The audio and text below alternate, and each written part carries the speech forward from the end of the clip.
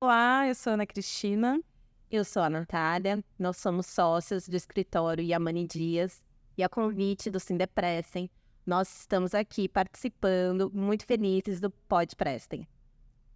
Hoje nós viemos aqui falar um pouquinho, né, Natália, a respeito desse cenário aí de aumento dos pedidos de recuperação judicial.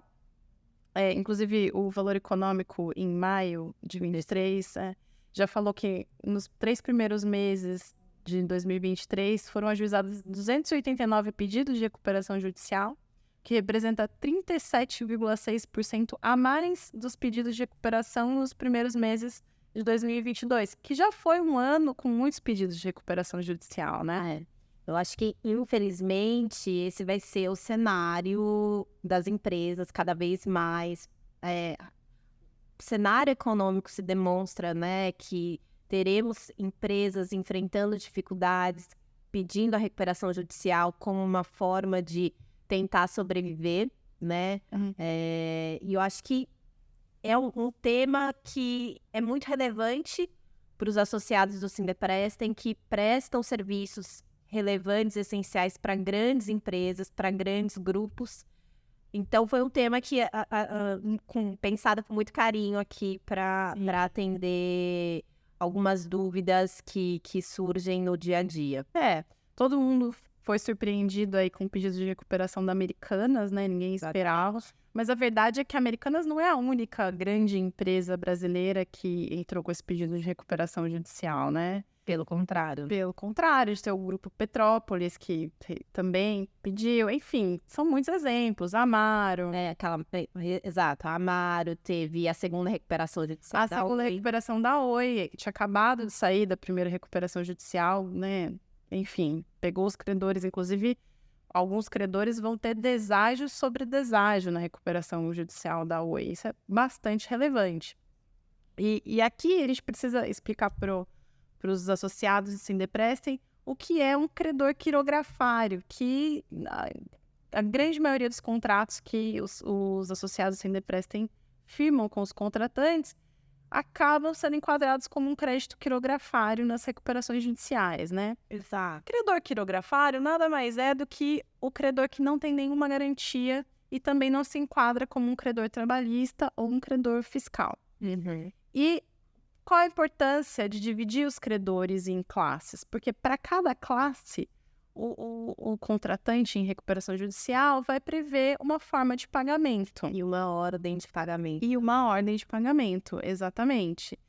Então, quando um cliente de vocês, um contratante, entra com uma recuperação judicial, vocês precisam entender que vocês são credores quirografários sem garantia, que é uma classe que, de fato, recebe, por último, em condições mais desvantajosas que os demais créditos. Mas é importante entender que o crédito que entra na recuperação judicial são os devidos até a data do pedido, né, do ajuizamento do pedido de recuperação judicial. Esses créditos não precisam estar vencidos, eles precisam ser devidos até a data do pedido de recuperação judicial. Então, por exemplo, se você tem uma confissão de dívida para um pagamento futuro e parcelado, todo o valor dessa confissão de dívida vai entrar na recuperação judicial. Agora, os valores que o seu contratante te deve, né, mês a mês, em razão desse contrato de prestação de serviços mensal, os valores posteriores eles já não entram na recuperação judicial, porque eles não são devidos ainda. Então, considerando aqui o nosso tema, o primeiro ponto de atenção que a gente gostaria de destacar para os associados com relação aos clientes, para estar sempre preparado para eventuais pedidos de recuperação judicial, é o contrato que vocês firmam com os contratantes de vocês. A gente sabe, né, Natália, que são relações duradouras, de muitos anos, né? Impera confiança. Exato, e muitas vezes contratos celebrados há muito tempo, que nunca depois ninguém foi ver mais, né, qual que era a vigência, se tem multa, se tem juros na hipótese de atraso, se a pessoa que assinou esse contrato Tinha poderes para isso. Exatamente. porque é uma providência que acaba se perdendo no dia a dia, né? E a gente entende, é uma relação contratual que se prolonga no tempo, que continua sendo paga, né? Que não demanda nenhum tipo de revisão, de renegociação, mas que isso pode ser fatal em um cenário de recuperação judicial. Exatamente. Então, a providência é sempre manter esses contratos em vigor, contratos escritos, contratos que tenham ali a indicação exata de qual que é o valor devido, exata do que acontece se esse valor devido não é pago no prazo de vencimento. É, e a análise, né, do contrato social da contratante para ver quem de fato tem poderes ali para assumir essa obrigação contratual. É importante também se atentar para o caso de um contrato de um serviço prestado com base na medição mensal dos serviços, né?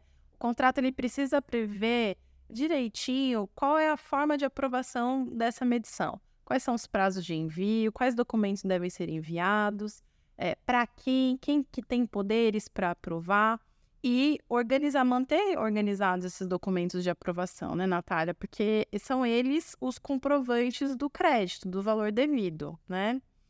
Mas outra coisa que a gente gostaria de chamar a atenção é da janela de oportunidade para renegociação do contrato que vocês têm com essas empresas que eventualmente entram em recuperação judicial.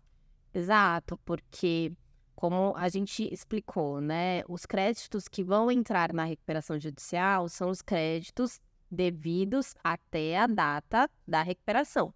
Se você optar por continuar prestando serviço para essa empresa, seu crédito não vai entrar na recuperação. Então, é um momento de se repensar essa contratação. É um momento de se repensar como que vai ser essa forma de pagamento. A gente entende que, nesse cenário, dificilmente o contratante vai aceitar dar alguma garantia, né, para esse contrato. Mas talvez pensar num pagamento antecipado, né, pensar num contrato com um prazo de duração um pouco menor para vocês irem sentindo realmente se a empresa está conseguindo honrar os compromissos, né, para que vocês também não fiquem presos numa situação de mora da contratante. A gente tem que lembrar que 10 anos atrás, só 1% das empresas que pediam recuperação judicial conseguiam sair da recuperação judicial, né? 99% dos pedidos de recuperação viravam falência.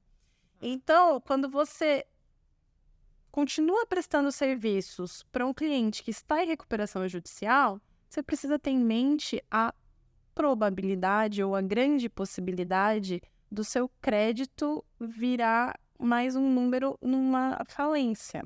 Exatamente. Hoje em dia os números melhoraram, muito mais empresas saem da recuperação judicial, mas ainda assim não é a maioria.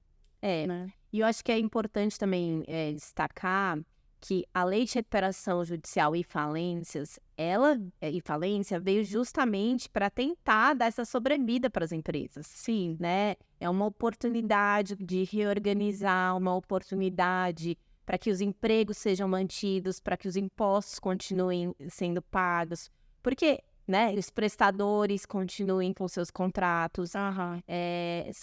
São várias vidas ali que dependem da sobrevivência dessa empresa. Então, essa é a grande relevância dessa recuperação judicial. A gente sabe que quando uma empresa fale, muitas outras menores vão à falência também. Então, a relevância não são apenas os empregos da empresa que pediu recuperação judicial, esses impostos, é um efeito em cadeia, né? Exatamente. Muito grande. Esse é mesmo o interesse da legislação, embora faça o credor direto da recuperanda sofrer um pouquinho mais, né? E aí, nós gostaríamos de falar, né, Natália, a respeito dos principais momentos de atenção do credor de uma recuperação judicial. Exato, porque assim, lembrando, né, a gente sabe que os associados do Sindepres, em sua grande maioria, vão ser credores quirografários, né, que por terem contratos normalmente mensais, o valor do crédito não é relevante dentro do cenário total do valor devido pela recuperanda, né? Mas isso não significa que eles não precisam cuidar desse processo. Normalmente, para os nossos clientes que têm créditos em recuperação judicial, o que a gente tem sugerido é a organização com outros credores para a união de esforços e diluição dos custos, né? Porque, às vezes, você é um credor quirografário, seu crédito é lá muito pequeno, considerando toda a classe dos credores quirografários. Mas se você se reunir e unir esforços com outros credores quirografários, na contratação, às vezes, de um mesmo escritório de advocacia, você vai conseguir acompanhar esse crédito e vai ter custos muito menores com isso, né? Exato. E vai se tornar presente, né? Vai se tornar relevante dentro de uma recuperação judicial e pode, eventualmente, até conseguir condições melhores de pagamento dentro da sua classe. Exatamente. E aí a gente pode fazer uma outra ressalva, né? Que é a respeito do fato de vocês serem normalmente, os associados do Sindeprece normalmente, terem uma relevância muito grande na manutenção do dia a dia das empresas em recuperação judicial, né? Porque são atividades de segurança, de portaria, de limpeza, sem as quais a empresa em recuperação não vai conseguir ficar. E é permitido, é possível a criação de subclasses dentro dessas categorias maiores. Então, dentro da categoria de credores quirografários, é possível reunir uma subclasse que é mais relevante, que não tem nenhuma garantia, mas ela é mais relevante Justamente por se tratar de atividades essenciais para a continuidade da empresa. Exatamente. E aí vocês podem negociar condições melhores de pagamento, um deságio menor, um parcelamento menor, um período de carência menor, né? A gente sabe que, primeiro que a lei de recuperação judicial, ela não prevê um limite de deságio, né? Então, a gente tem visto aí deságios na casa de 70%, 60%, altíssimos, né? Imagina que você vai sair com seu crédito, vai ter uns contos Já de 70%. menos 70%. E vai começar a receber daqui um ano uma primeira parcela, que às vezes vai ser paga em 36 meses, né? Isso, às vezes, vira pó, né? Mas, bom, né, a gente vai falar um pouquinho sobre isso, essa aprovação, quando a gente fala da Assembleia. Vamos voltar aqui para os principais momentos de atenção do credor na recuperação judicial. São 2. O primeiro é a publicação do quadro geral de credores, porque quando uma empresa entra em recuperação judicial, ela precisa apresentar uma listagem com o nome de todos os credores e dos valores devidos para esses credores. O juiz vai designar o administrador judicial e, com base nos documentos contábeis, né, do financeiro da empresa, ele vai confirmar se são, de fato, aqueles credores e aqueles créditos. E aí, quando for publicado no edital, né, a relação de credores, é indispensável que você analise essa relação de credores e verifique se o nome da sua empresa está lá e se o crédito devido está correto, tá? Exato. Se o seu nome não estiver lá ou se o crédito estiver incorreto, você tem 15 dias para impugnar ou habilitar o seu crédito. Se você perder esse prazo, seu crédito, você pode depois pedir habilitação ou impugnar. Mas o seu crédito vai ser considerado retardatário. E créditos retardatários não têm poder de voto.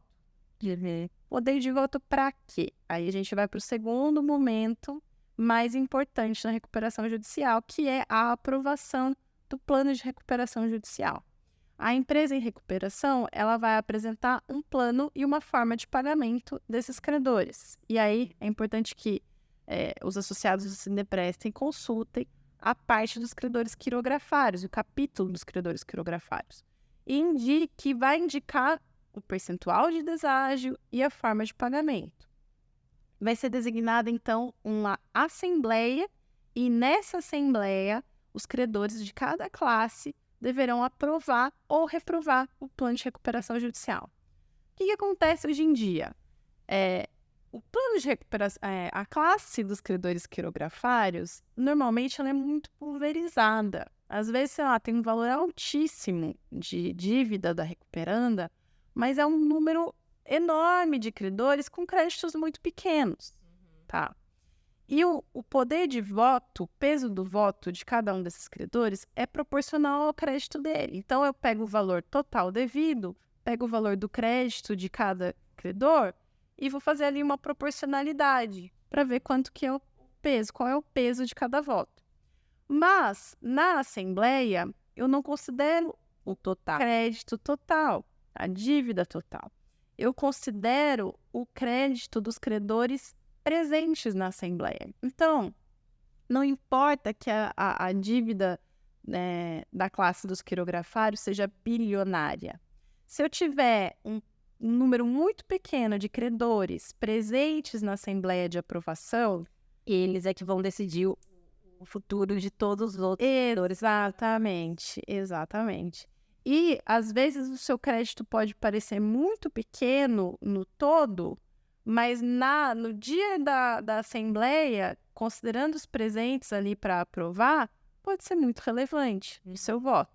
E se você puder, tiver a oportunidade de se organizar com outros credores quirografários, você vai aumentar o seu poder de voto. E aí sim você vai poder fazer oposição a um deságio altíssimo, a um parcelamento, exatamente. Então, é muito importante se atentar a esses dois momentos, tá?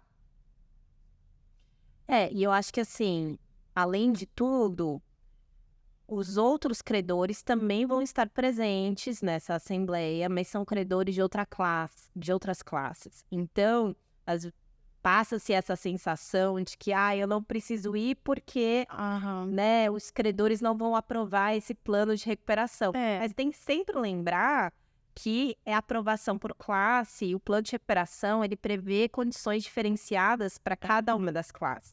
Os bancos vão negociar o interesse dos bancos. Exatamente. Os interesses dos quirografários, prestadores de serviço. Vai ser muito difícil que tenha um representante lá para negociar. E é exatamente por isso que esses deságios para credores quirografários são aprovados com tanta facilidade, né? É muito difícil de acreditar que, de fato, os credores tenham comparecido na Assembleia e tenham aprovado um plano que prevê um desconto tão grande, né? Com pagamento a perder de vista.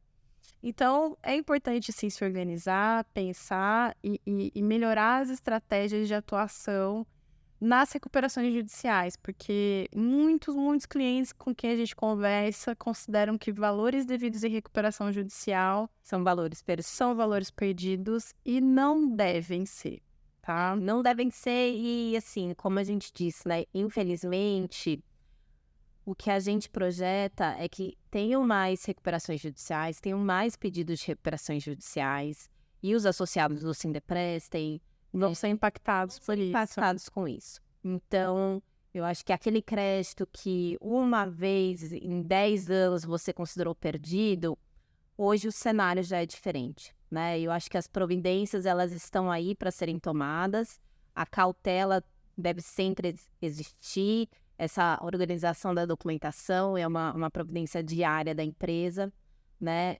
Mas eu acho que aqui a nossa intenção realmente foi discutir um pouco desse tema de recuperação judicial. Fazer com que vocês pensem um pouquinho, né? Os associados pensem um pouquinho, reflitam sobre o assunto. E a gente sabe que quando a gente reflete sobre o assunto, as dúvidas surgem, né? Exato. Então, por isso a gente se mantém aqui à disposição. O Sindeprestem disponibilizou um e-mail para o envio de dúvidas. É o juridico@sindeprestem.com.br. Vocês podem mandar dúvidas para esse e-mail, nós responderemos todas. E as mais relevantes ou as mais recorrentes serão publicadas na newsletter do sindicato. A gente agradece muito, de novo, o convite para participar do podcast. E esperamos ter ajudado aí os associados com informação de qualidade. Obrigada, até a próxima.